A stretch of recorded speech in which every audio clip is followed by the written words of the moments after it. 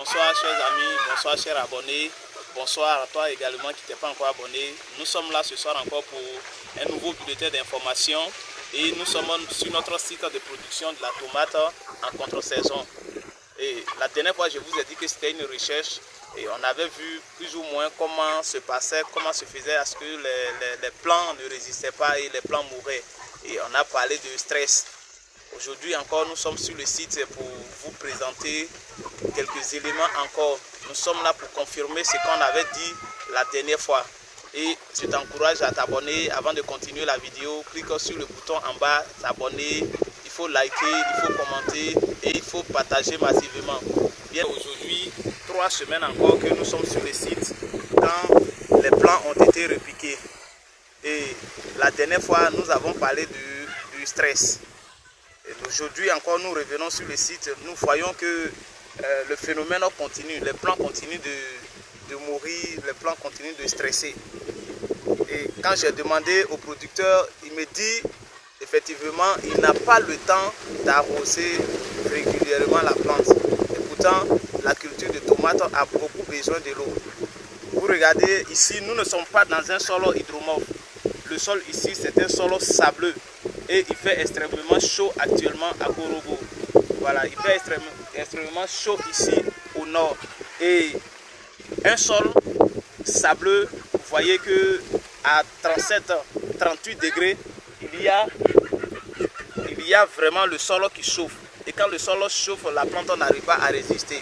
Il faut maintenant qu'on puisse arroser matin et soir. Et quand on parle d'arrosage, ce n'est pas de l'arrosage avec quelques gouttes d'eau. Il faut bien arroser afin que le sol soit humide avant qu'on ne puisse faire quoi que ce soit.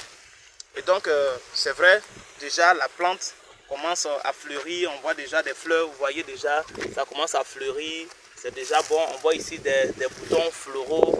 C'est déjà bon. Et je l'ai dit, ça c'était déjà les plants qui étaient sous l'arbre. Et donc, quand les plants sont sous l'arbre, l'arbre essaie de bloquer un peu les rayons solaires. Et c'est bénéfique pour ce bion qui est sous l'arbre. Mais à part ça, les autres bions qui sont en dehors de l'arbre, il y a extrêmement la chaleur. On n'a pas eu les instruments pour mesurer la température, pour voir à quel degré le sol chauffe.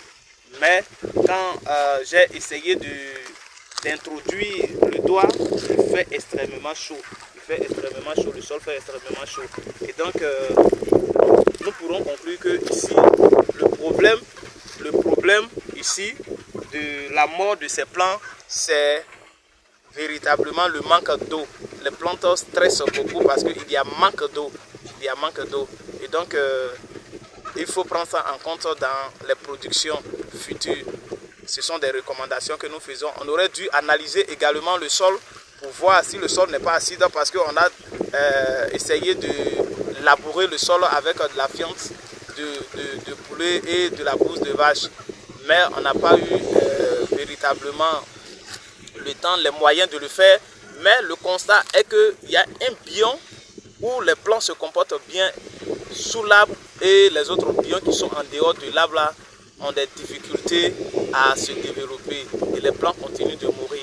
Donc c'est pourquoi nous tirons cette conclusion pour dire qu'il faut qu'il y ait de l'eau en abondance pour continuer la culture de tomates. À moins que tu sois sur un sol hydromorphe. Sinon, il te faut un système d'irrigation.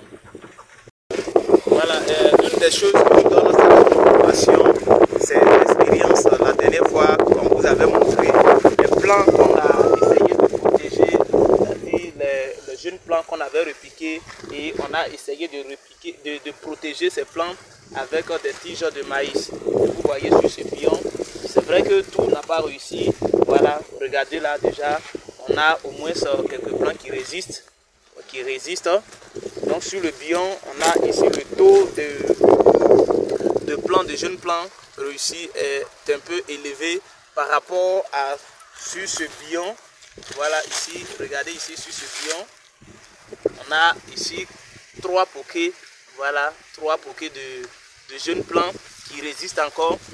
Et là, l'autre côté où il n'y a pratiquement rien, vous voyez là, ici, ça n'existe plus, là, ça n'existe plus, ça n'existe plus. il n'y a même pas un seul plant qui a pu résister à la chaleur. Il n'y en a pas.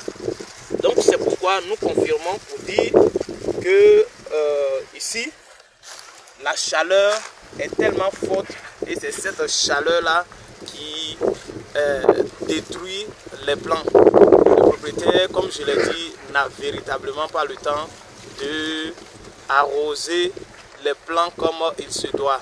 Ce qui fait que les plants meurent. Et donc, on pourrait conclure que dans la culture de tomates en contre-saison, il faut prévoir vraiment l'arrosage. Il faut un système d'irrigation non-stop et tu pourras réussir ta culture. On verra d'autres éléments pour la semaine prochaine. Chers abonnés, merci à toi. Si tu as aimé notre vidéo, n'hésite pas de liker, de partager et t'abonner massivement. Fais des commentaires et n'oublie pas, regarde dans la description, il y a le lien de Mago qui est là, il y a des informations, il y a le mail qui est là, il y a des contacts qui est là. Il faut appeler pour des informations, pour t'accompagner dans ton projet. À bientôt.